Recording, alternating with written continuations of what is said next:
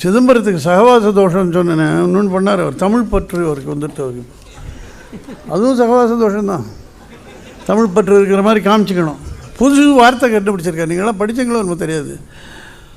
தமிழில் புது வார்த்தையெல்லாம் வரணும். இருக்குது அதெல்லாம் நம்ம வெளியில் கொண்டு வரணும்.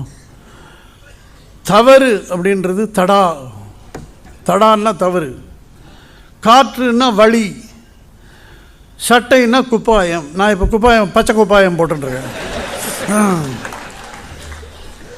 இதெல்லாம் வரணுமா?